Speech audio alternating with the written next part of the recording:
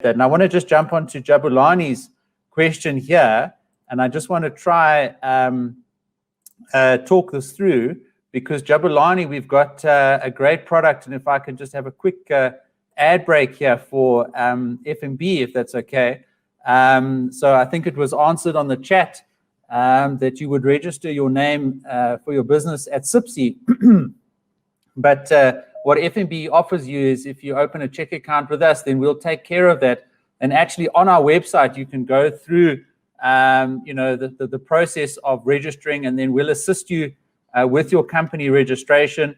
So you just hop onto the FNB website there. And in a previous role I used to look after IT for our commercial division. So we put in place all these systems so you can actually reserve your company's name on the FNB website. And of course, we'll bundle some great products and value adds in there as well, so that we can become your financial partner through your journey as a business owner. But what we've tried to do is take out a lot of that administrative burden. We've done the hard work of integrating into the government's websites, and that can often be very frustrating and difficult. And so FNB certainly tried to take the friction out of the journey of being a business owner. So hop on there. You can see some of the benefits there of registering your company. But Jabulani, I'll put this link also into the chat. And I think Gaming Cubers, you've also got the same request there. How does one register a business name, and how much does that cost? So Gaming Cubers, pop onto our website there. And I think if you take up a check account with FNB or a business account, I think it's actually free. So don't quote me on that, but just double check when you hop onto the website. And I'll put the link on there as well. And then Matete said, thank you for this. I have a question. I've recently registered my company from which I plan to have multiple entities. Must the company be a group to house all these entities? So I think, Daniel, let's just get back to your expertise on a group of companies, how complex, how simple, etc.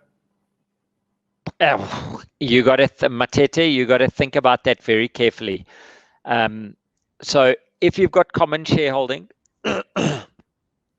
and you've got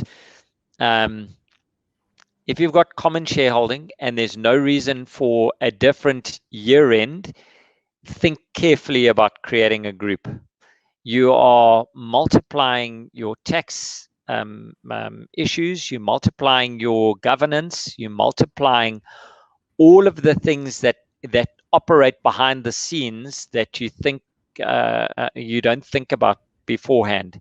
There's a very big difference between having a group branding versus having group companies.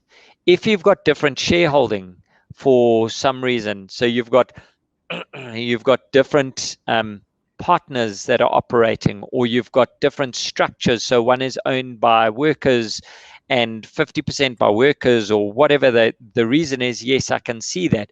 Or if you're acquiring going concerns, I can understand it. But we did it at iFactory. We had iFactory Property, iFactory Consulting, iFactory International, iFactory Solutions. And when we sold into Dimension Data, the absolute nightmare of these different entities has haunted us for years. So really, yes, you've got to register them individually. It's a complete, there has to be a very good justification to do it, or else you're going to pay a lot to someone to do that for you.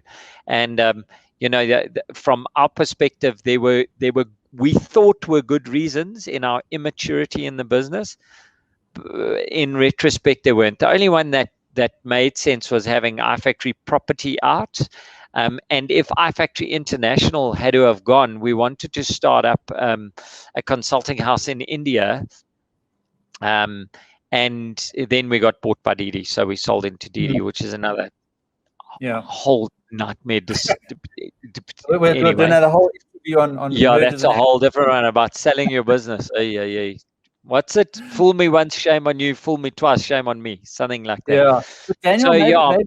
Go ahead. Matete, just getting back to you, if you have a very strong reason for it, then do it. But just know that it's going to complicate your board meetings, complicate shareholder meetings, complicates tax year ends, VAT. Your VAT becomes a very big thing, and cross your taxes that you're going in, and your capital gains, your intercompany costs. It becomes a problem for small to medium business owners.